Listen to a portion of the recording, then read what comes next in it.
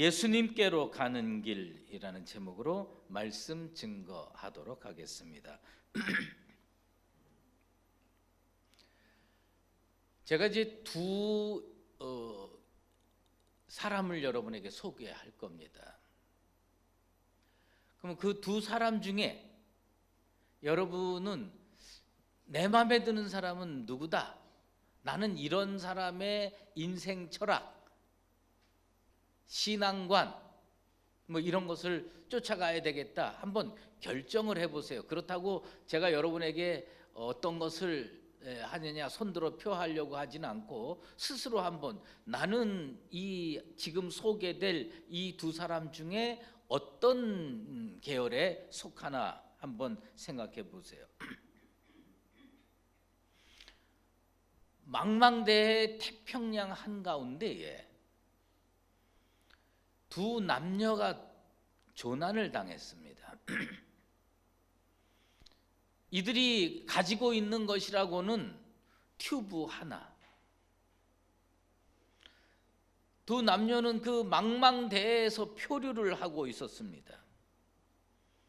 밤새 어떻게 해야 될 것인가를 서로 바다 위에서, 튜브 위에서 서로 격론을 벌였습니다.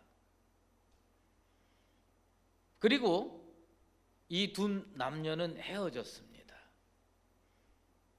남자는 어차피 이 망망대해에서 가봐야 어딜 가겠느냐, 난 그냥 가만히 있다가 구조 받을 수 있으면 구조 받고 안 되면 죽는 거지, 이렇게 생각하고 망망대해에서 그냥 튜브에 있어서 가만히 있습니다. 여자는 이 사람의 삶의 방법론, 인생 철학에 동의할 수가 없습니다.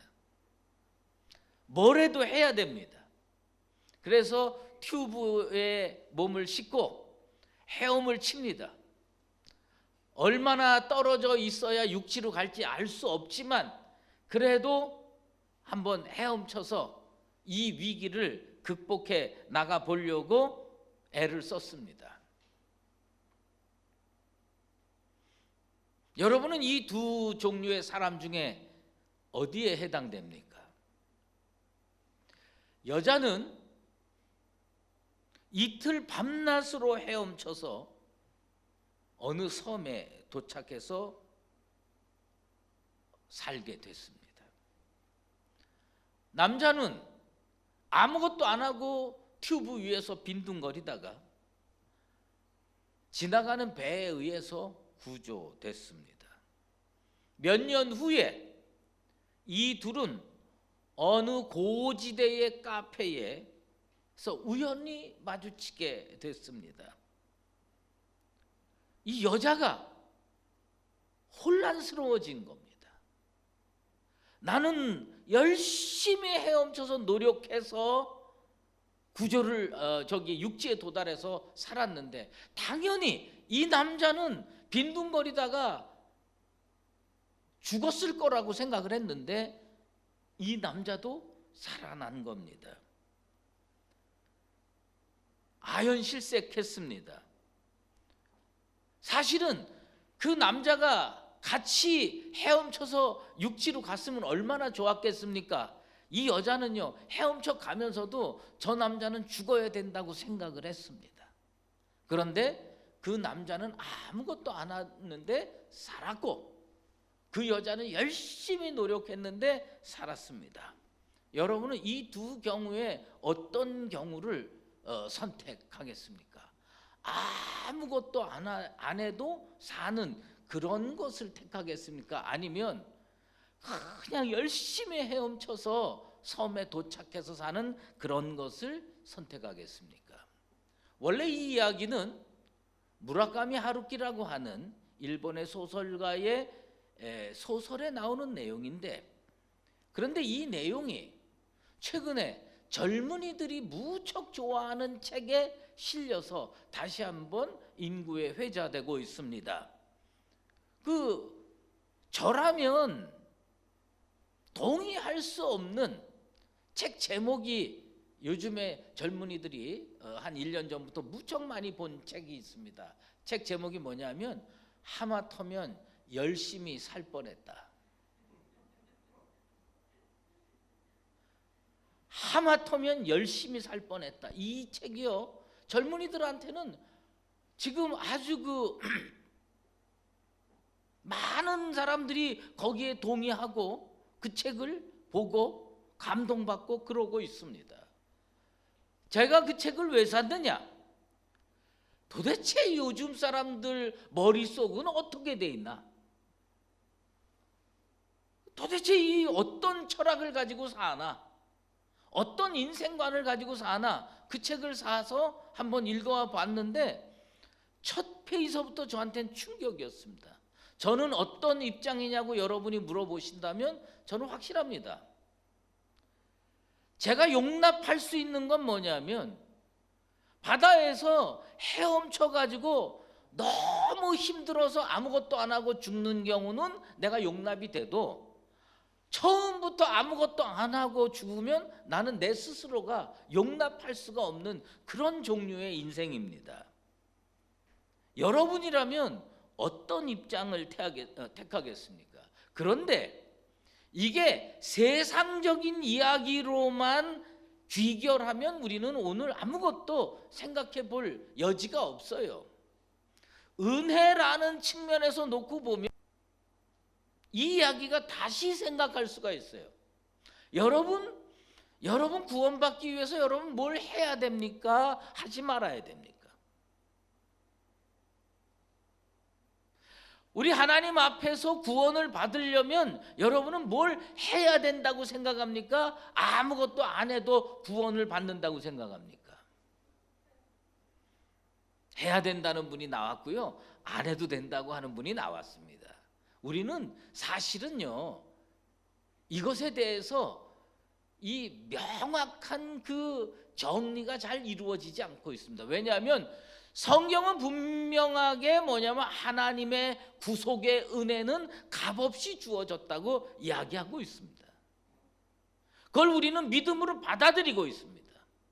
그런데 오늘 성경에는 중풍병자의 이야기가 나옵니다. 예수님한테 치료받는 중풍병자의 이야기가 나오는데 이 이야기의 핵심은 뭐냐면 네 사람이 그 중풍병자를 침상에 뉘어서 예수님께로 데리고 왔다가 도저히 들어갈 수 없어서 지붕으로 올라가서 지붕을 뜯어내고 침상을 내리다리니까 예수님께서 그 믿음을 보시고 그 사람을 고쳐주시고 내 죄사함을 받았느니라, 이렇게 구원을 선포했습니다.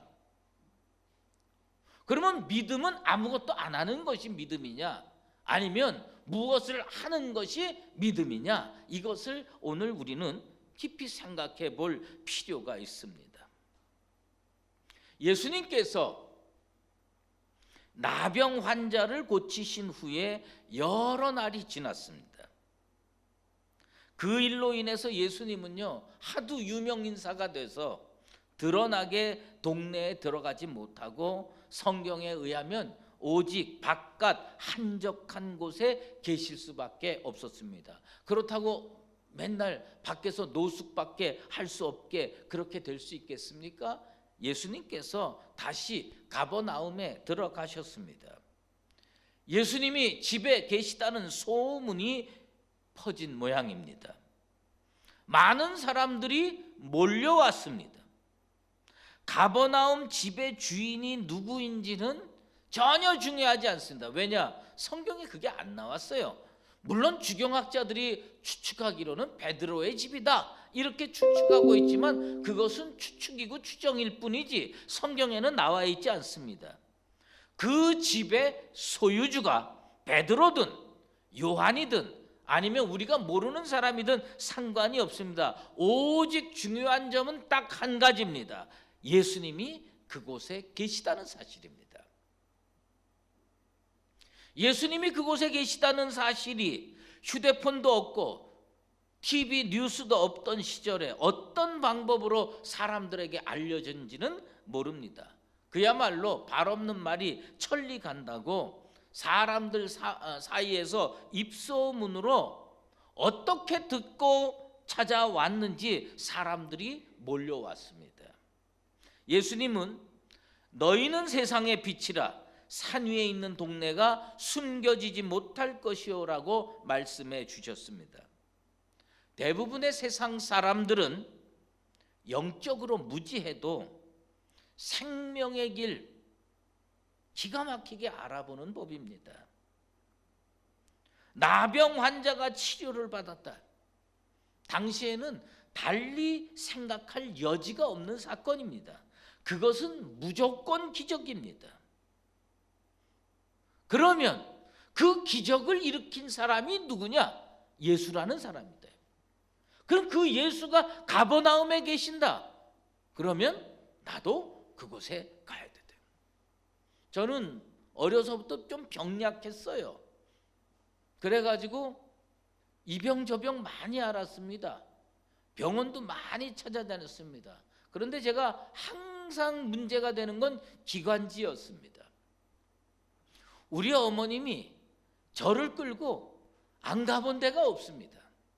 한 번은 김포에, 지금 정확하게 기억은 안 나지만 김포에 가면 어떤 분이 무슨 약초나 그 다음에 뭐 채소나 뭐 이런 것들을 섞어 가지고 치료를 하면 낫는다 그래 가지고요, 어머님이 학교 마치자마자 절 끌고요 털털거리는 시외버스 태워가지고 김포 어딘가를 가가지고 그 사람이 저를 이렇게 하더니요, 뭐 팥뿌리를 뭘 어떻게 해가지고 뭐 또 오이를 뭐 어떻게 해가지고 뭐 이걸 이렇게 섞어서 먹으면 기관지가 낫는다고 그래가지고 그거 지어 먹었던 기억이 있습니다. 그 당시도 핸드폰도 없는 거고 입소문 듣고 찾아가는 겁니다. 삶의 길이 거기 있다면 누구든지 찾아가게 되어 있습니다. 그때나 지금이나 잘 살고 싶고 제대로 살고 싶고 건강하게 살고 싶은 건 다 마찬가지입니다. 예수라는 저 사람 만나고 싶다. 왜? 그래야 내 병 고치고 내가 건강하게 살 수 있다. 질병이 얼마나 많습니까? 여러분, 지금 여기 나와서 예배를 드리는 분들 다 건강하셔요. 이렇게 보면 다 건강하시니까 나오셨지요. 병원 신방 가보면요, 세상에 아픈 사람이 그렇게 많습니다. 병원이 작기나 합니까? 몇십 층짜리 그 빌딩에 각 방에 각 층에 사람들이 그렇게 많이 누워 있어요.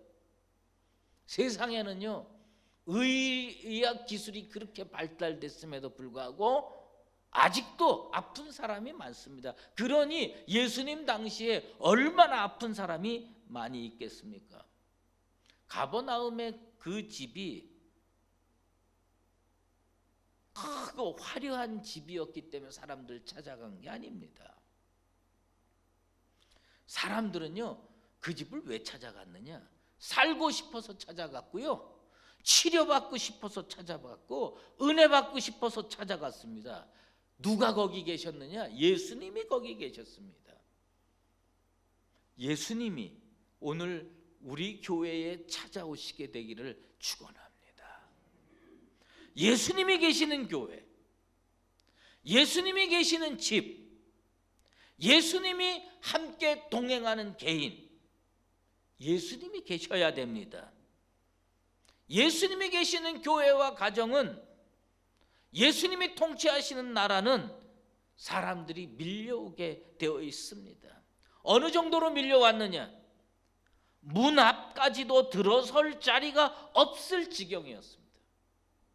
사람들이 방을 가득 채운 건 물론이고요, 바깥에, 그리고 지금으로 얘기를 하면 마스크 사기 위해서 약국 앞에 사람들이 몇십 메타 늘어선 거하고 똑같은 겁니다. 그곳에 누가 계시느냐? 예수님이 계신다는 겁니다.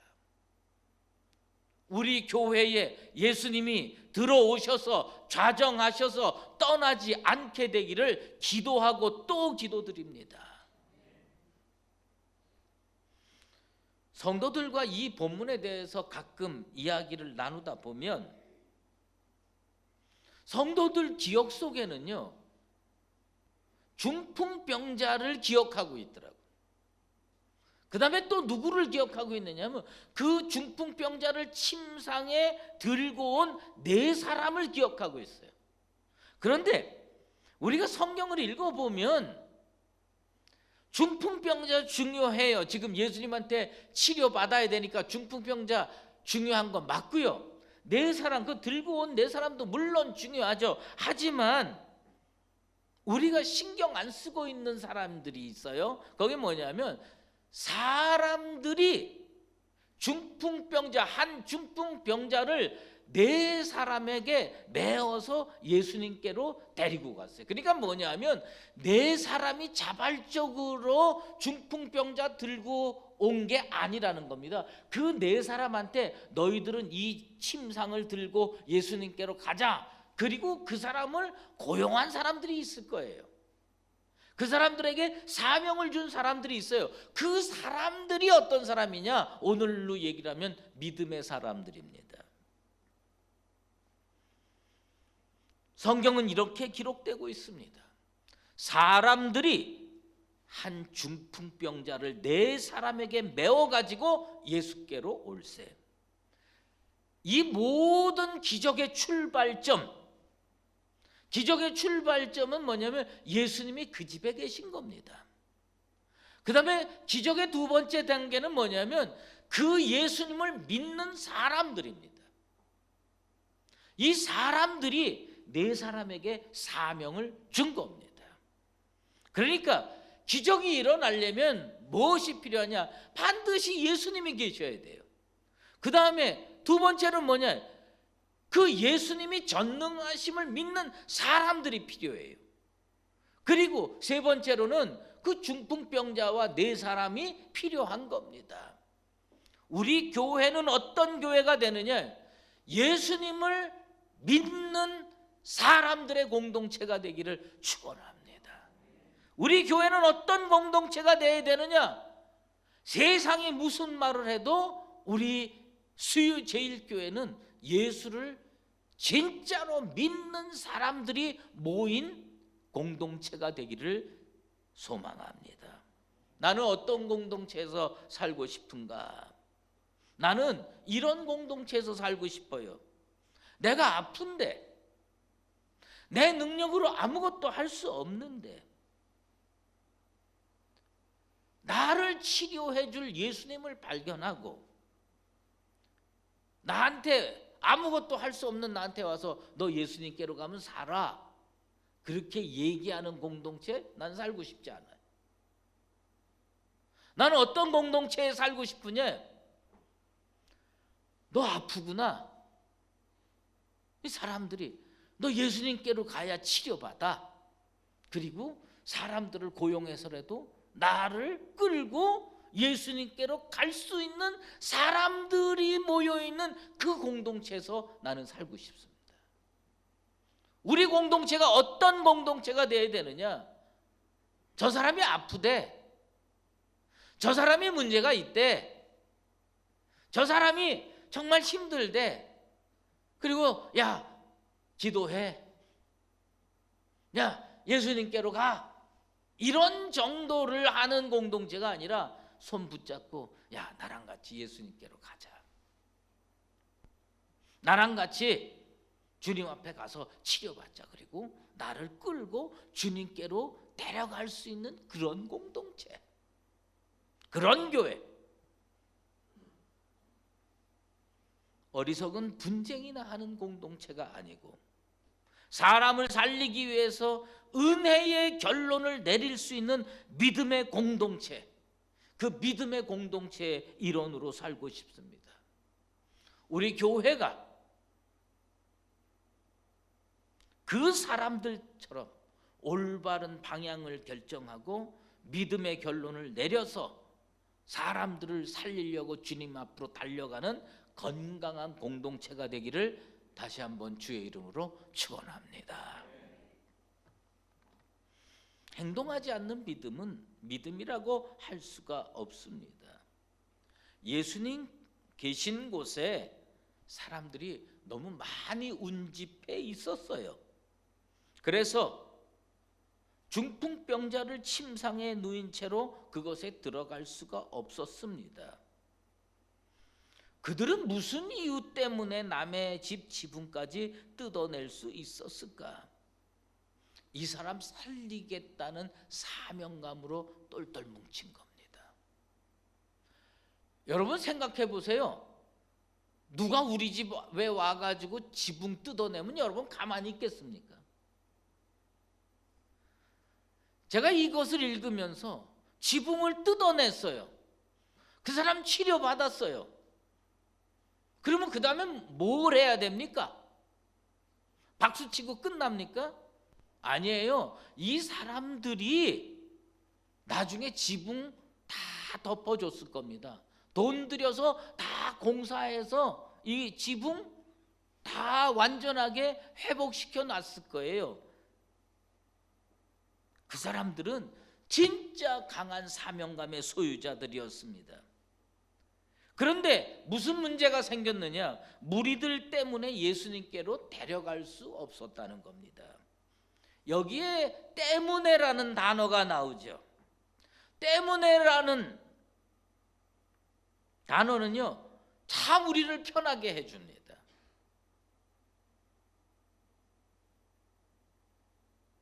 때문에라는 단어가 왜 편한 줄 아십니까? 이건 뭐냐면 우리에게 핑계거리를 줍니다. 사람들이 많았기 때문에 난 들어갈 수가 없어.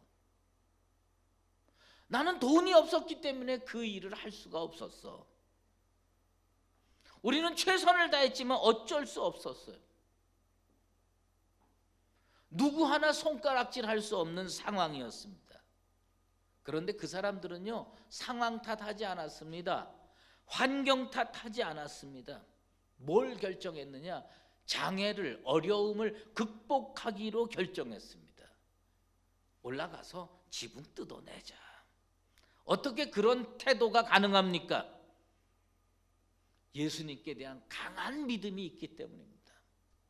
제가 생각할 때 대부분의 교회 안에서 이루어지는 문제들, 또 세상에서 이루어지는 문제들을 다 어떤 것이 있어야 해결이 가능하냐?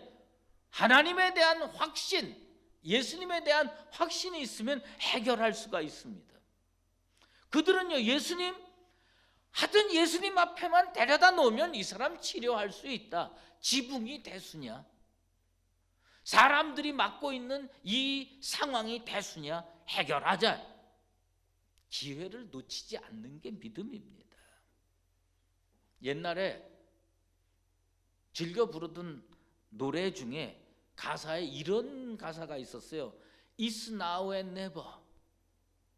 내가 무슨 노래인지 정확하게 기억이 안 나요. 하도 오래전에 불러가지고.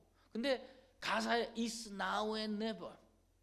지금 아니면 결코 할 수가 없어. 뒤로 미루고 상황 탓하고 환경 탓하고 남 탓하면 아무것도 되지 않습니다. 지금 아니면 할 수 없다라는 강한 확신을 가지고 지붕이라도 뜯어내는 그 열정과 믿음이 우리 속에 있게 되기를 바랍니다. 기적은요, 중풍병자를 어깨에 맬 때부터 시작이 됐습니다. 중풍병자를 어깨에 메고 예수님께 온 사람들이 사람 많은 건 문제가 되지 않았습니다. 그들에게요, 창조적 의지를 줘가지고 지붕이라도 뜯어내자. 그게 예수님을 감동시켰습니다. 스가랴 선지자를 통해서 주신 말씀입니다. 스가랴 4장 7절에 이런 말씀이 있습니다. 큰 산아, 내가 무엇이냐? 내가 수르바벨 앞에서 평지가 되리라. 그가 머릿돌을 내놓을 때에 무리가 외치기를 은총 은총이 그에게 있을지어다 하리라. 그 어려운 시대에 성전이 세워질 수가 있느냐? 이건 큰 산이에요. 극복할 수 없는 산이에요. 그런데 하나님 말씀이 어떻게 다가왔습니까? 스룹바벨 앞에서 평지가 내리라라는 말씀이 왔어요. 그래서 어떻게 됐습니까? 그가 머릿돌을 내놨습니다. 무슨 얘기입니까? 첫 발을 내디뎠다는 겁니다.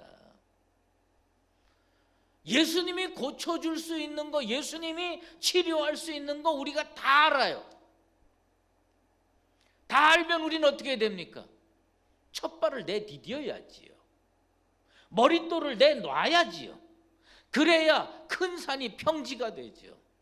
큰 산 그대로 놔두고 아무것도 안 하고 있으면 되겠습니까? 중풍병자 침상에 뉘어서 끌고 와야죠. 사람이 많아서 못 들어가면 지붕으로 올라가야죠. 지붕에서 가만히 어떻게 하면 되느냐? 그러면 안 됩니다. 지붕 뜯어야죠.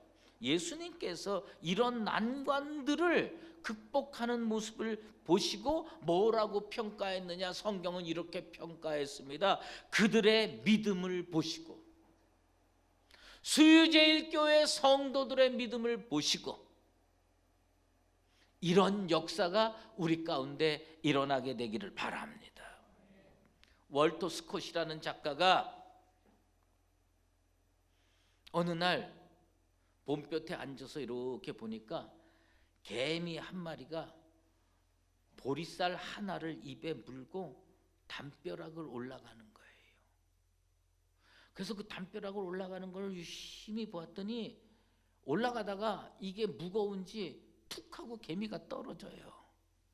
그래서 이 개미가 어떻게 하나 그걸 또 봤어요. 그랬더니 다시 보리쌀을 입에 물고 또 올라가는 거예요. 신통했는데 또 떨어졌어요. 그래서 이 월터 스콧이요, 이제 바닥에다가 우리로 얘기를 하면 발을 정자같이 쓰면서 몇 번 떨어지나 그걸 체크를 하기 시작했어요. 그랬더니 몇 번 떨어졌느냐? 69번 떨어진 거예요. 개미가 보리쌀 하나 물고 담벼락 올라가는데 한 번 떨어져, 두 번 떨어져, 세 번 떨어져. 그 몇 번 떨어졌느냐? 69번 떨어졌어요. 그러고선 진짜 이 월터 스콧 마음에 요 개미와 보리쌀을 저 담벼락 위에다가 올려놔주고 싶은 마음이 막 불일듯 일어나는데 그걸 어떻게 합니까? 지가 어떻게 하나 또 봤어요. 그랬더니 70번째 이 보리쌀을 물고 담벼락을 또 올라가는 거예요.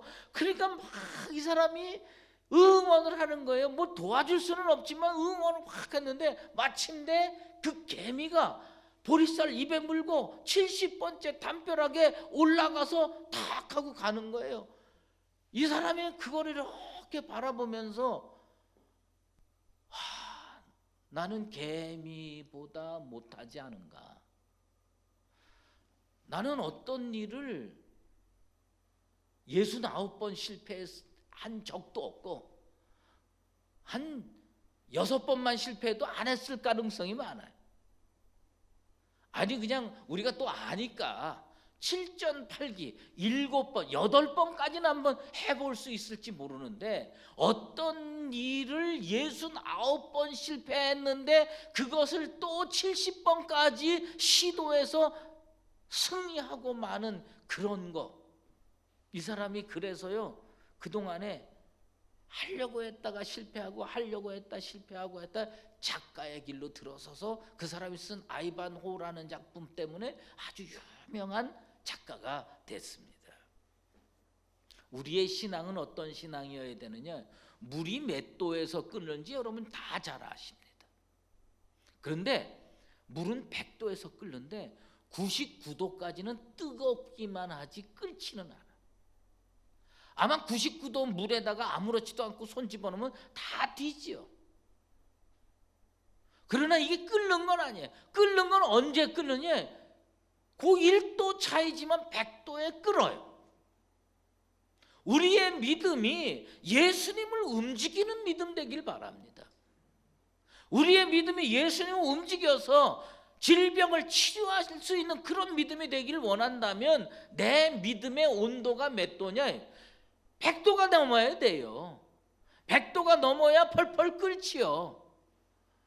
여러분 오늘 이 사건에서요, 사람들이 많이 출몰합니다. 그 가버나움 집 안에 들어가 있는 사람, 이 사람들이 얼마나 열심히 있는 사람인지 아십니까?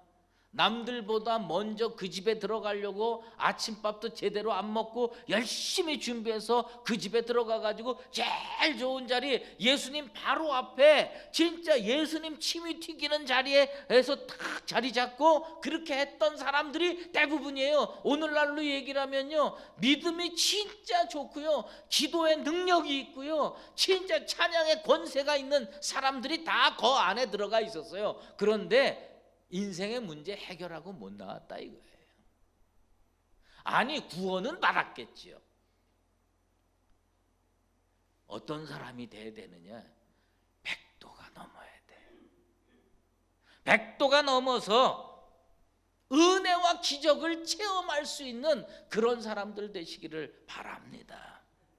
모든 기적은 예수님께서 일으키십니다. 예수님 앞에 바글바글 모였다고 기적이 일어나는 게 아닙니다.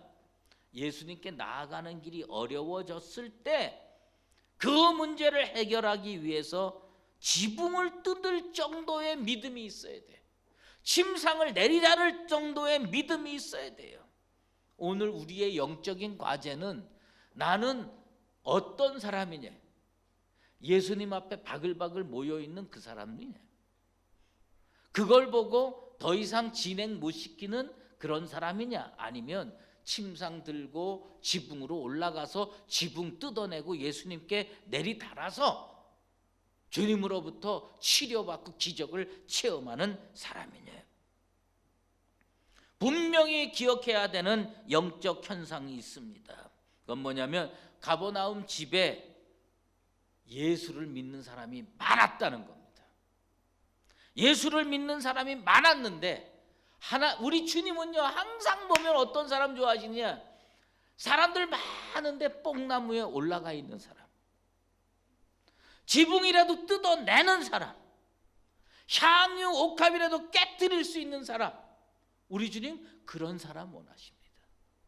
우리 수의제일교회 성도들이 그런 사람 되기를 바랍니다.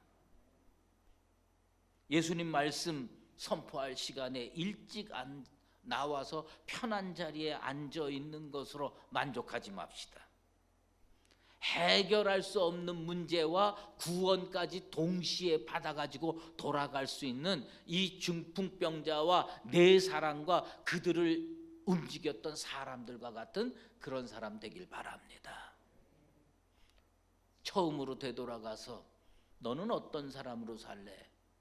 저는요, 10번 실패해도 튜브 감고 헤엄치는 것 택합니다.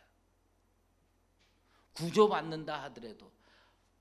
저는요, 그런 질문을 하고 싶어요. 그 여자가 이틀 헤엄쳐가지고 섬에 도착했어요. 섬이 거기에 있었으니 다행이지, 망망대해에 섬이 없었으면 어쩔 뻔했어요. 섬이 거기에 있는 것도 은혜고요, 이틀 만에 갈 수 있었던 체력이 남은 것도 은혜고요. 다 은혜입니다. 나는 하나님의 은혜를 사모하면서 오늘 지붕이라도 뚫고 갈 수 있는 열정과 믿음의 사람이 되기를 원합니다. 우리 사랑하는 수의제일교회 성도 여러분, 이 코로나19 사태로 얼마나 힘듭니까? 그래도 그 속에서 열정으로 예배드리고 주님 앞에 나와서 이런 문제들을 해결해 가면서 주님 앞에 그들의 믿음을 보시고 기적을 일으켜줬던 그 기적이 우리 교회 가운데, 여러분 인생 가운데, 이 나라 가운데 일어나게 되기를 예수 그리스도의 이름으로 축원합니다. 기도하겠습니다. 하나님 아버지, 감사합니다.